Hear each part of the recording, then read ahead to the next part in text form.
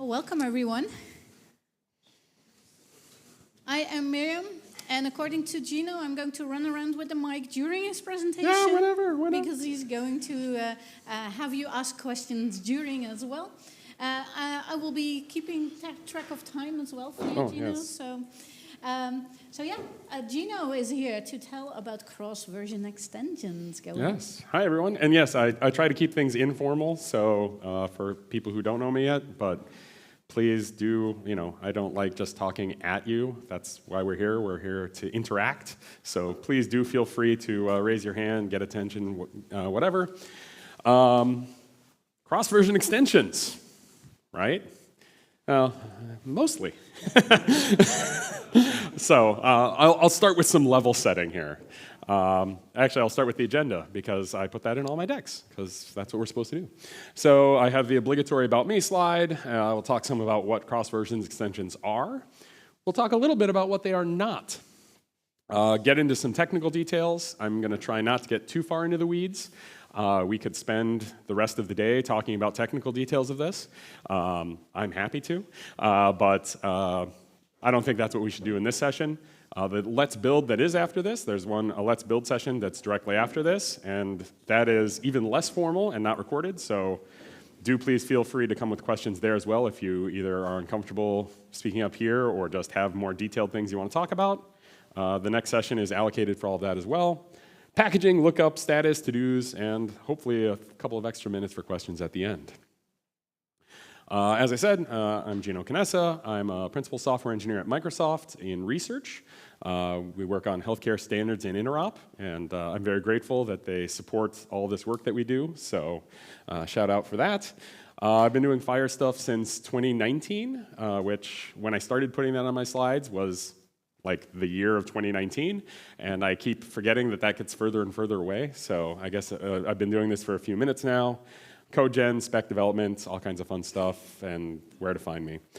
Before that, I did DICOM for a couple of decades, so we did CDs that everyone still gets for some reason. We always thought we had 5 years before CDs were gone, because we're like, oh, everyone go online, and anyway. Contact information's there as well. Please feel free to reach out. So, probably everyone who's here has reasons they want to use cross-version extensions, but I find it's useful that we all have the same terminology, if you will, on what we're trying to do.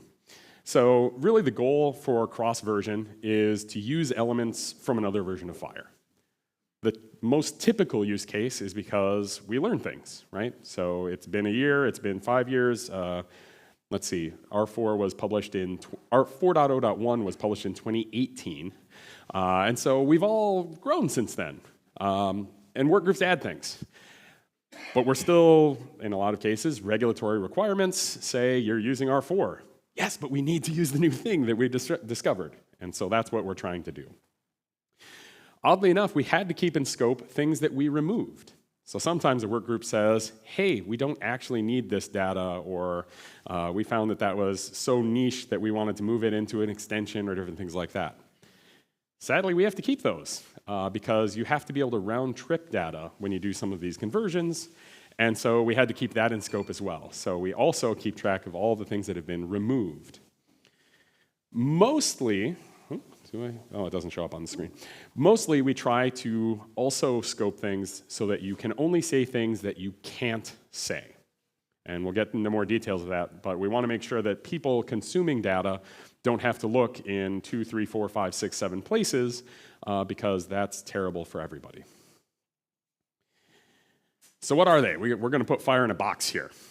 I love image creating with AI. Anyway, the goal is not 100% coverage.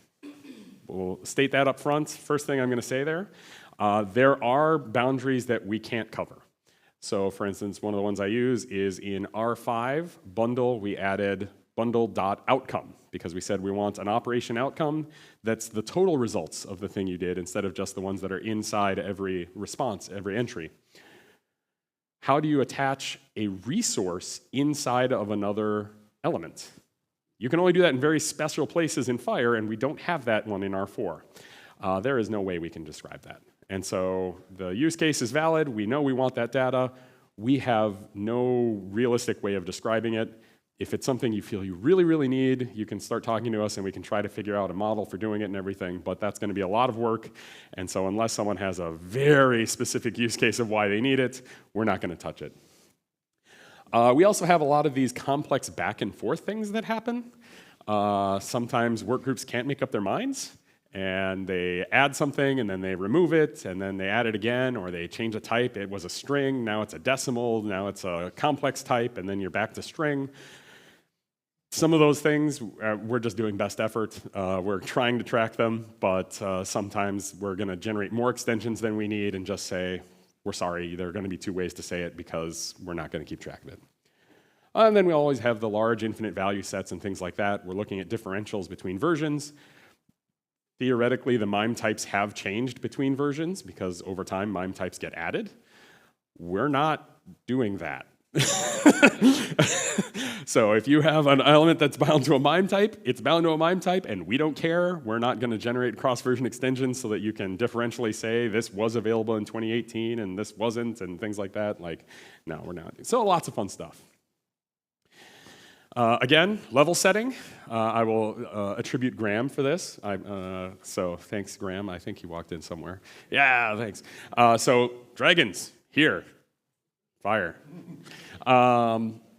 So stuff is still in beta. The versioning, I tried to make that as explicit as possible. The things that are posted right now are version 0.0.1-snapshot1. So we've had lots of versions. I thought about making it actually, because I've been tracking in the tooling what versions we're actually on, but I thought that would be misleading to everyone else who's finally getting access to them to say it's version, 3.19. Like, that's terrible. To note, there are changes from the pattern, and we'll come back to this, but I wanted to make sure I say it early and often. The pattern that people might be familiar with today. There's the mapping review in progress. We'll get to that. So we're trying part of this process. One small part of this process is we are manually reviewing every single change across every single value set and data type and element in FHIR for the 10 years.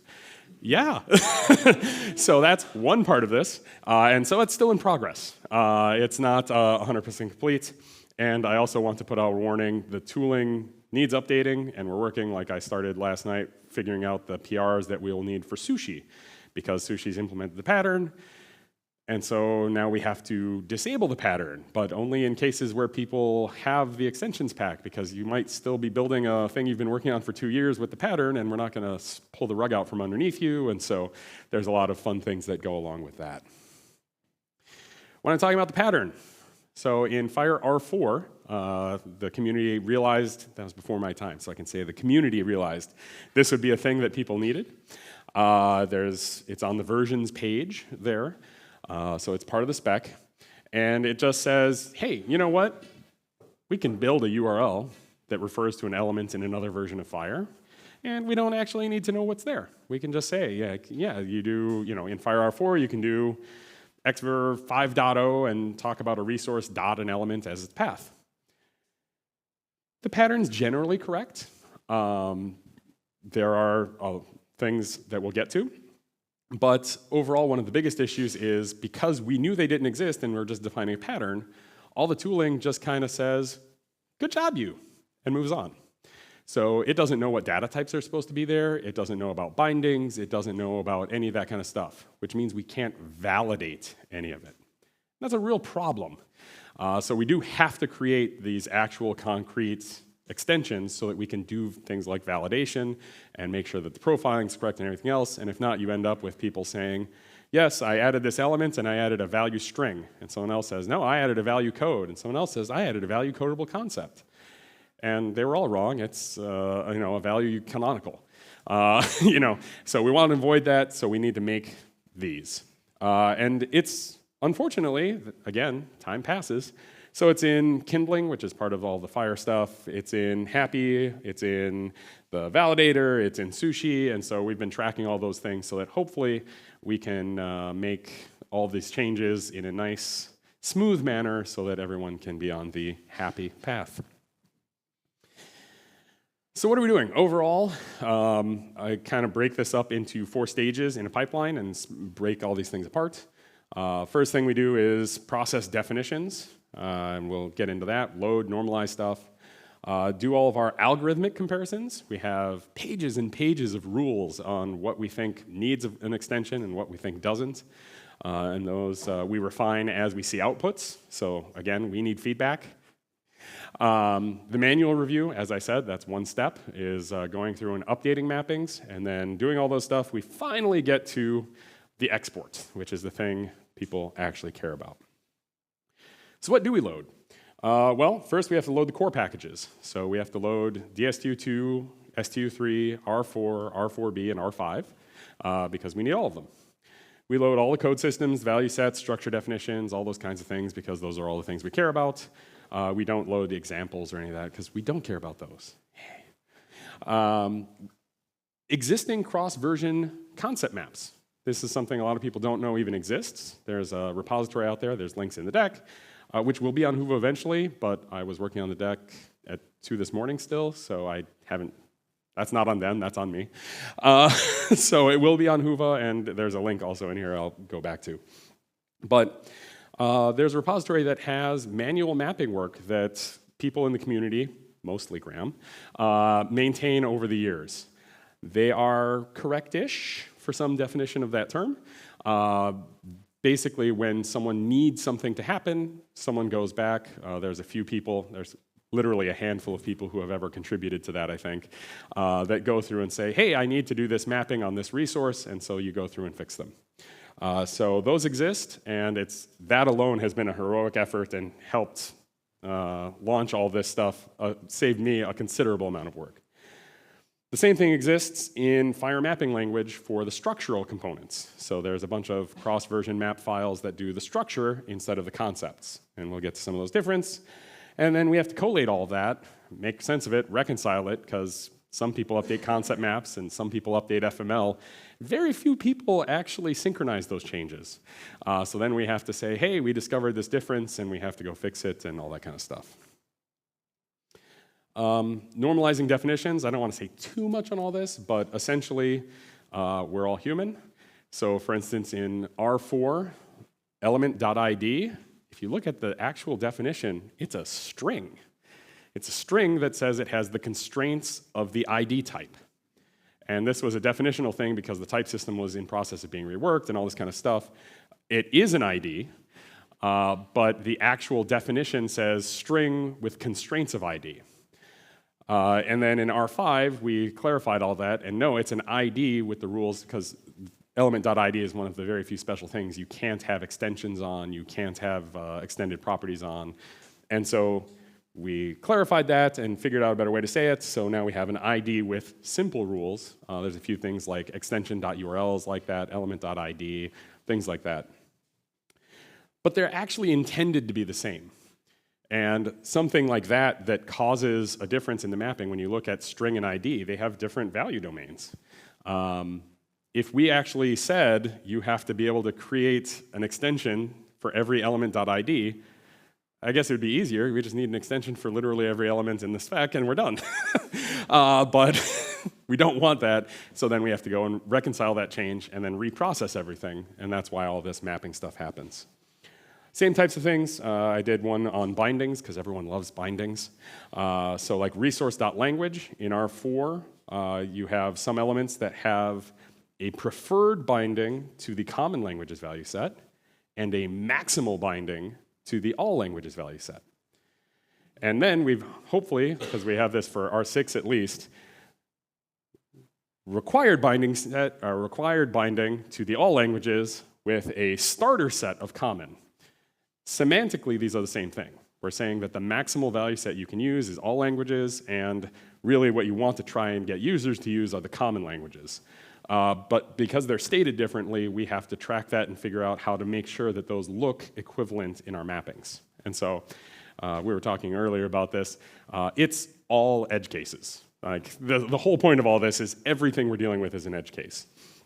Other things like DSTU2, the value set expansions that are part of the packages, they're wrong a lot of times. Like Terminology's gotten a lot better in the past few years, and especially from the first published version. There are all kinds of rough bits in the published package, but that's what we have to work from. So we have to make software to change and do all that stuff. We actually load all this into a database right now. This is the third iteration. That's what I was saying earlier. I would love to label this version 3. It's not. Concept map works very well for all the value set changes. Structure map and FML don't work for all of our structural changes. And the reason why, the biggest things are actually these first two. We need to track and review every single mapping individually. So in resources, like on concept map, I put extensions. They're perfect. But structure map and FML are supposed to be round-trippable. And in FML, we have no way of representing an extension. So we could add it to structure map, but no one works with structure maps. Everyone works with FHIR mapping language. And so if we tried to put an extension there, and I tried, because you can put comments, and so I had this weird thing that I was building with comments to track, like, the first part is this extension, and then you put like a vertical pipe, and then it's this part of this extension. Like, it just breaks. You can't do it. So right now it's all in a database. And really the big thing there is that elements need both the structure map and the concept map. And then we're back in the same problem that we have to make sure they stay in sync and all this different stuff. And so for this iteration, I said, I'm just going to get it in the database so we can get it done, and then we can build all of our exports. We're going to regenerate all those concept maps and structure maps and everything else after so that we don't get all out of sync. The kinds of things we talk about, again, I'm not going to spend too much time on any of this. We iterate over the value sets, figure out the source target pairs. Sometimes value sets map, they're the same name and URL across all versions. Sometimes they aren't, sometimes they're renamed, sometimes they split, sometimes they merge. So like allergy and tolerance status is one, that it's switched to a status and a criticality, I think. So in 2, you had one value set, and in 3, you have 2 value sets, and some concepts map to one, some concepts map to the other, and some concepts map to both. And so it's a lot of fun. So you find all those pairs of targets, check for inequalities, which I'll get to again here in the next slide. Then you resolve all those aggregations, and then you can determine more or less what a value set is between versions, that you can say it's narrower, it's broader, it's equivalent, based on all of the sums of all the changes in the concepts. When I talk about the domain changes there, it's a fun one, and we had a lot of discussion around this. Simple example, in R4, let's say you have a nice value set and it has A, B, and other. Great, 3 things. You move to R5 and you say it has A, B, C, and other. Okay, well, that's fine. We need to be able to say C, right? And to note, I'm going to assume that we have mapping saying that A is equivalent to A and B is equivalent to B, because we can't take that for granted. But we'll assume that there's a map that says that. Wrong. We do need the one for C, but we also need other, because other in A is not A or B, and other in 5 is not A, B, or C. So those others are different meanings. And so even though the literal thing is the same, and even though we're generally thinking about the same, we need to make sure that we express, if you're round-tripping between 4 and 5, even though you say it's R4 other, you need to annotate that it was an R5 other. And that way, when you actually map up, you know that it was not C. And so it's a very complicated and fiddly set of things here. And so that's the fun part there. Other has different meanings, and so even in the direction that everything exists from 5 down to 4, we still need to track the other, so that when we move back, we know it was not A, B, or C. Structures, same types of things. Resources merge, resources split, resources get renamed, so we need to track all of those things. Iterate all of the source elements, discover all of those pairs, and then for every element, go through all of their types, their target profiles, their type profiles, their bindings, their cardinalities, all that kind of fun stuff. We ignore description changes. We don't care.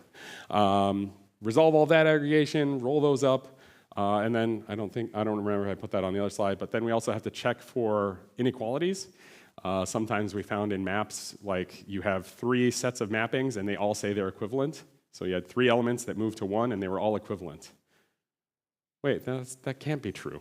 So, okay, well, we have to fix those and detect all those types of things and promote and let people know. Yeah, same type of thing, just a simple example. If you have a reference to a patient and then you have a reference to a patient and a practitioner, we need to get a cross-version extension that adds reference to practitioner. This is a fun one, R4 codable concept, R5 codable reference. Love that. So then we need to make extensions, and this is one of those tricky ones that you had like reason code and reason reference, and they both map into reason. And so we do need to state those two together are equivalent and all this fun stuff.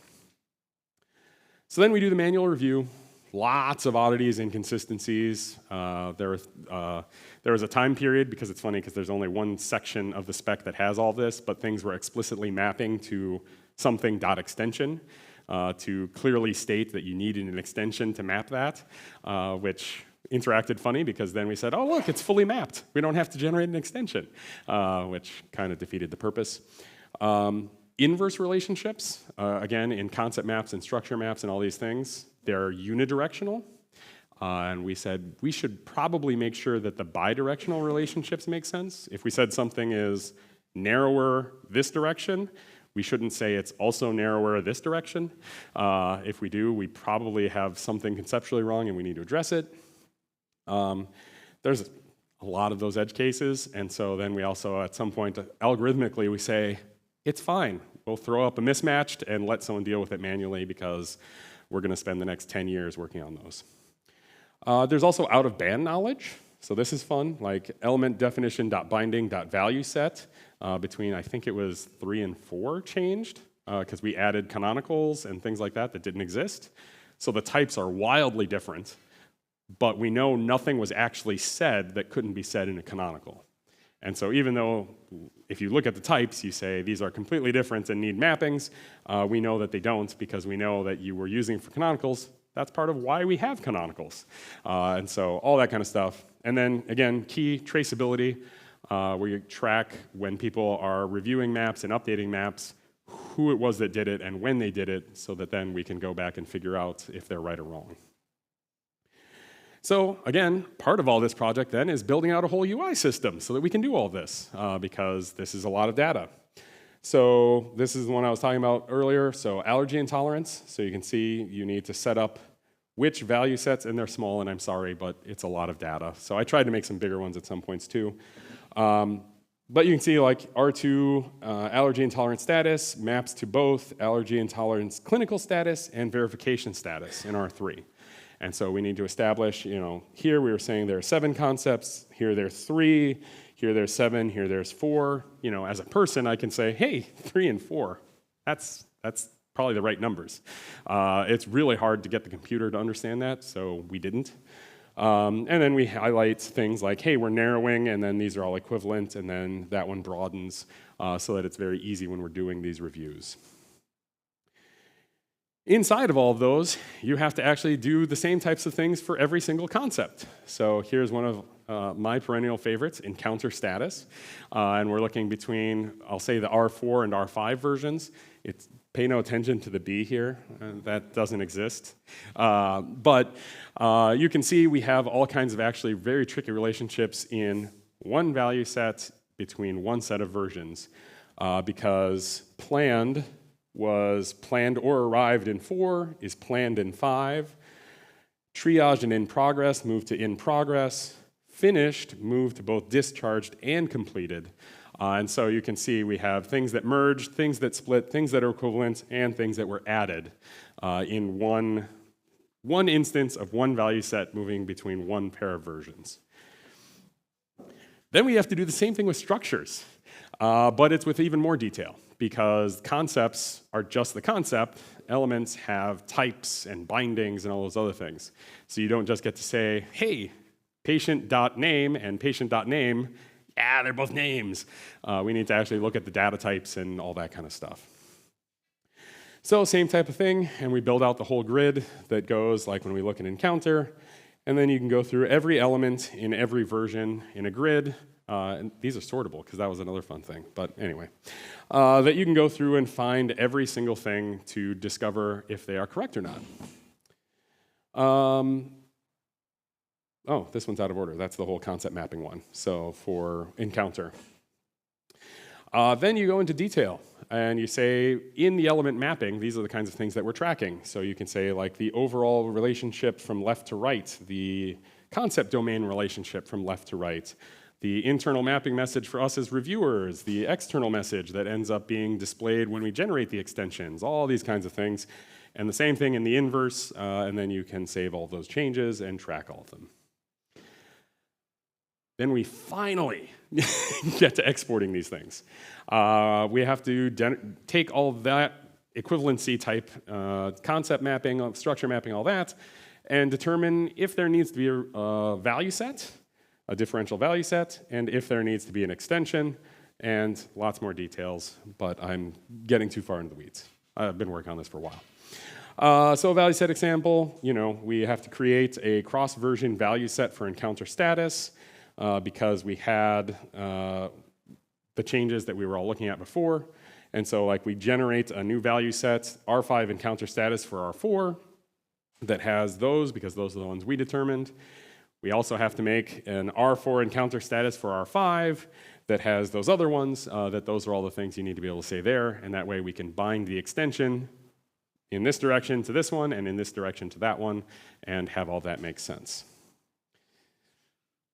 I said, we're going to do this a lot. There are still dragons here, in case that wasn't clear. There are some differences from the patterns. So people who've been adopting the patterns already, one of the big changes we made, we now export complex structures as complex extensions. So for instance, one of the common ones I'll say is the subscription stuff.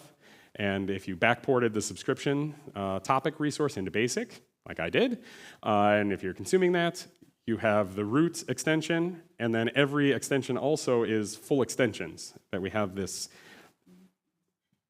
That's problematic, it turns out. It's problematic because you lose the ability to track, like, hey, this was part of a backbone element, and it had a required property in it. And we don't want you to be able to violate the constraint rules from the version you're coming from. If in R5, when we added the element, we said you have to have this sibling element to it, we need to make sure you have that sibling element if you're trying to use it in 4, because if not, it's nonsensical. And so we said trying to enforce those rules as invariants is terrible, and so we're just going to make them into the extensions. We also restrict the context. The context.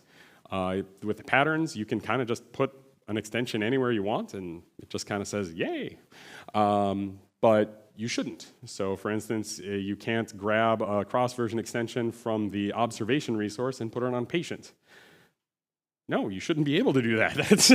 That's a terrible idea. And so we're adding all of that in these packages. One of the perhaps controversial ones in the patterns, you had to encode the bracket X from choice types. And we said, you know what, we're doing so many breaking changes, let's make our quality of life better. So that one was one we just said, that is a thing for us. We're doing that one for us. And then, yes, as I said, it's on the tin, 0.0.1, snapshot 1. Worth noting, a lot of types don't exist when you go between versions, because versions add types. And on top of that, sometimes types exist, but they're not valid as extension value properties. Like you can't have a value resource. You still can't, but all those kinds of things go back and forth, like virtual service detail. Salute. You can't have values virtual service detail in R4 because virtual service detail didn't exist in R4. So it's not a valid extension type. So we expand all of those things into complex extensions, and we have a specific extension underscore data type. And that extension, you have to put the actual data type from the other version, so that way you can understand what it was. So that way you have usage context, and so then you understand that that structure is representing a usage context. This is also very important when you talk about things like codable reference, because when you backport that, it's a codable concept and a reference. And you need to be able to understand that together, those things were representing the data type of codable reference so that you can process them correctly. Same types of things, we do the same thing with extensions. Then we also have substitutions. And so this is a thing we're still working on getting the whole list collated. So we're still going to have breaking changes while we're in snapshots. But sometimes we have an extension that we generated that we've already defined and is in use for a thing. So one of the examples here, because it's non-controversial hopefully, is from R2 and R3 patients, we had animal. It was in the patient, all the animal structures. When they got removed, we created core extensions to represent that data.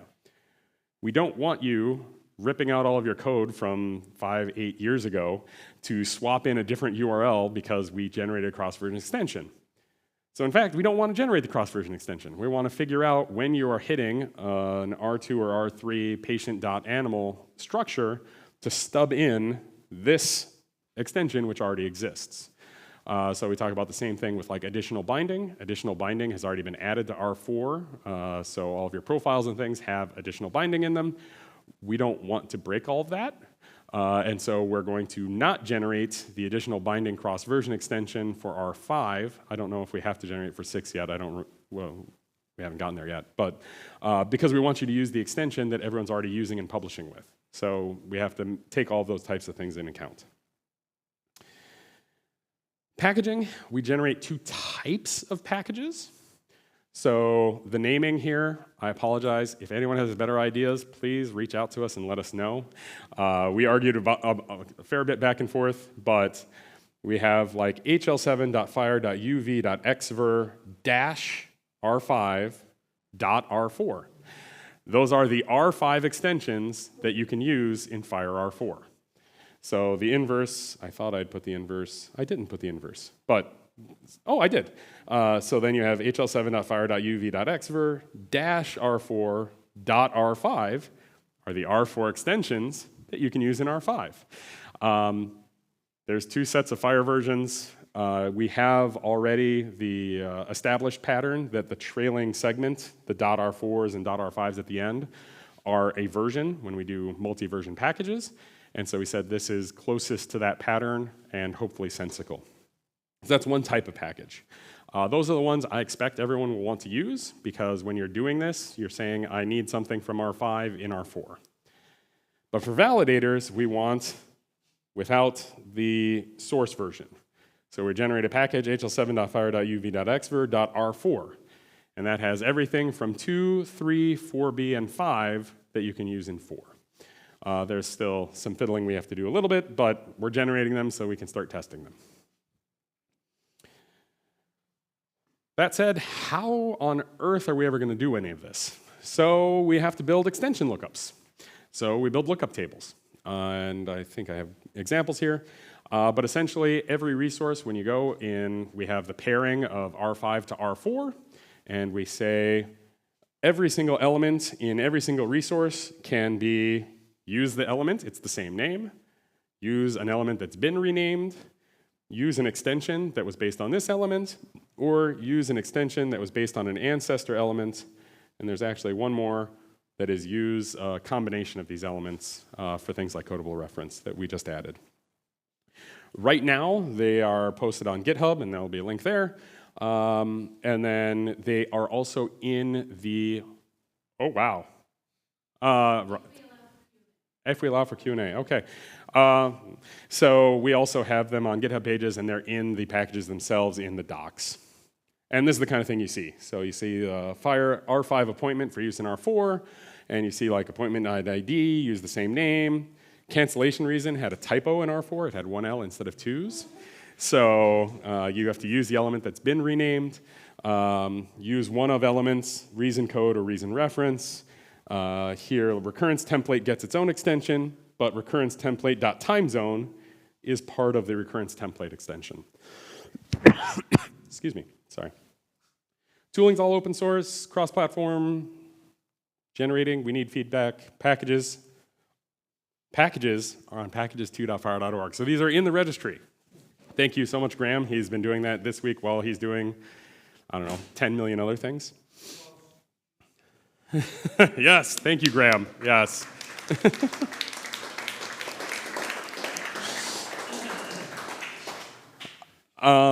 We still have work to do. We want to integrate the lookups. We need feedback on the lookups, and that's why part of the Let's Build is, does this work? Does this make sense? Do you need more data? Do you need less data? What kinds of things do you need to be able to use these efficiently? We want to fix up the pipeline stuff a little bit more, finalize the page contents, and finish reviewing mappings because that's a lot of work. And most importantly, test. We need feedback. And there's more links here. Yes, and that's the link. This deck and all the others right now are already on aka.ms/ginoc/dex. I should just put a QR code for that. I'm sorry. I'll try to remember that. And it will be in Whova as soon as I actually submit them to DevDays for them to post. Thank you, Firely. Sorry, Firely. And we are generating some of the IG pages and all these kinds of things. Again, we'll get into more of that in the next session. Yes, okay, so we still have time for questions, which I'm sure there are none. So, thank you. No, I'm just kidding. Yes, no questions at all. Yes, down the line. Okay, thank you. Thank you for this crazy ride. I'm using R4B subscription Yes. with the backport package, and I'm running into all kinds of issues. Yes. With the validator just throwing a Java exception because Yes. it's done. Would that be This will all be using fixed, yes. So actually the backport IG, I'm the author of that. And so it's in ballot reconciliation. Specifically, I haven't published because we're waiting for this to finish. Okay. And then I apply all those changes there, and then we'll have a new version of that, 1.1.2 published, which will have the new definitions and profiles to make it easier for everyone using them downstream. And those will all validate properly and everything. So, Okay. yes. Yes, Okay. I did forget, I apologize too, I was going to start this with this is my rendition of Captain Ahab. So thanks for joining me on the journey. So the extension URIs have changed. The extension URIs we've kept as same as possible, but yes, we dropped the, yeah. So if we have in production the old syntax, Yep. the validator's going to complain. I don't know. Is the validator going to complain? At some point, will the validator complain about the old patterns for extensions that don't exist because you weren't supposed to use them? No. We don't know. Yes, Graham said, don't know. So that is discussion to be had, and we'll have to figure that out at some point. But the idea is to stop people from doing things that you weren't supposed to do, and so that's going to be a policy probably through FMG discussion. Argument. As Graham said earlier in the week, HL7 is pay to argue, so we'll all argue. Thank you. It has been really enlightening.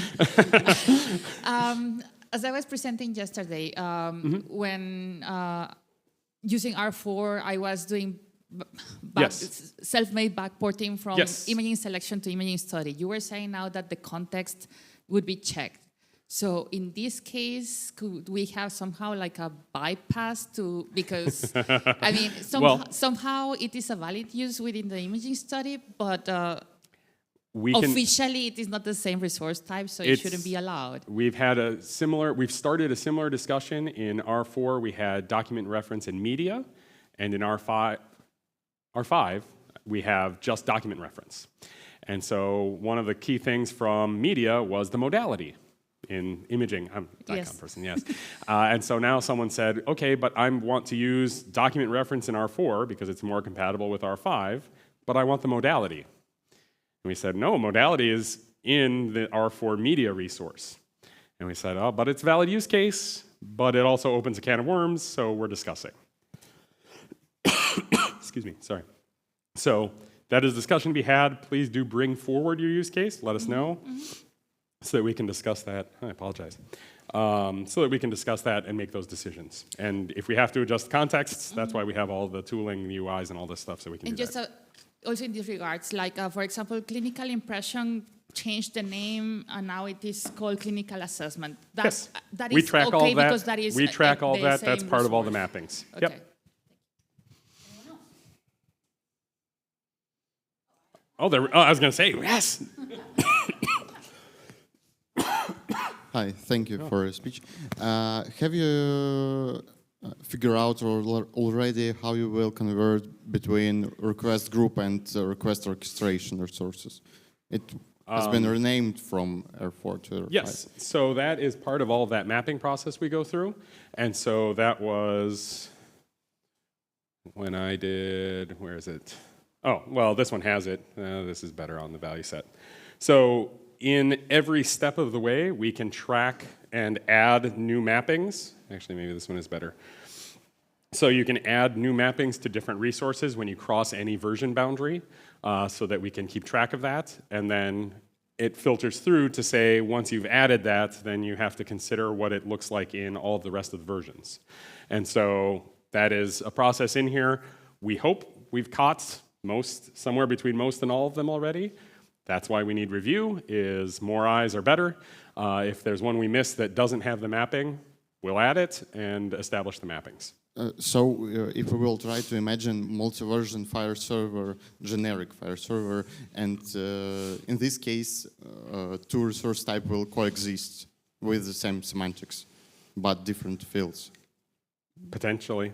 I don't want to get too far into it in here because I think we could probably spend an hour discussing that one. So I want to follow up with it, but yes. They shouldn't have different semantics, hopefully.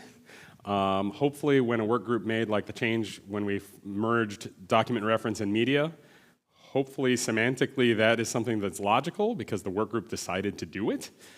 We know that's not always true, but we are also bound by that is what the work group who is responsible for the domain said they wanted to do. Same thing with some of these changes that we wish they hadn't done, but they did them, and so now we just have to figure out how to make it work. So the validator has an internal view of the cross-version extensions based on the inputs to what Gino did. But we learnt a lot through that process. And so while the outputs are slightly different in some cases between what the validator has internally and what we're doing now, my plan is to ditch what we have internally and go to these packages and just automatically load these when I need to in the validator so that we start moving towards testing these. I'm open to input on the timing and the process of that transition. Yes. Yes. Thank you, Graham.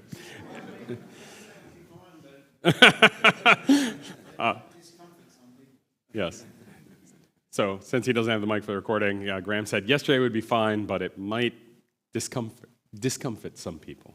Some people might be annoyed when it just breaks. So we try not to do that. Yeah. Yeah. So, there. Sorry. Yes. Thanks, Gino. No, perfect. Are you going to do this again for R6? I won't say again. We will continue. Okay. So yes, right now you can see all this tooling, and that's why this whole project also involved making all this tooling, because all of this data is just in a database. It's in a SQLite database, which we will also share for people who want to play with it and do whatever they want. But we need to keep doing this. So once R6, I'm guessing I'm not going to spend any time doing it until ballot 2 maybe. Just because I think there's going to be so many changes after ballot 1, and I don't want to be tracking them manually and doing all that kind of stuff. But Graham has hands up. So maybe I'll be doing it before I'm doing it for ballot 1. Because that seems to be kind of the thing that we're thinking, but we'll see. Because we're moving to a normative ballot, we're expecting a lot less changes. And so that changes the evaluation there. Yep. And we already have plenty of stakeholders begging us to enable Release 6 cross-version extensions already. So there will be pressure as well as a reason to do it. So yes. I'm not sure at what stage we'll actually decide that it's worth doing. We don't want to hammer Gino's time unnecessarily. No, actually we do. So we'll see. Yes. I will say I will also advocate, because they gave me a mic. I'll advocate for my position, which is to say, if we do anything before publication in R6, they will be in pre-release versions. And we're going to gate that specifically because I had experience doing this with R5, and someone adds a cross-version extension for an element that then is renamed, that then is removed. And so now we have a cross-version extension in a publication for an element that doesn't exist. That's terrible. I'm not opposed to starting the R6 stuff before we get too far down the pipeline, but I definitely don't want it to be usable in production and official final publications. If we want to generate them so we can start getting experience, that's my perspective, not official. That's just me personally, and I'll argue for it, but I'm just one person, so you can come out vote me.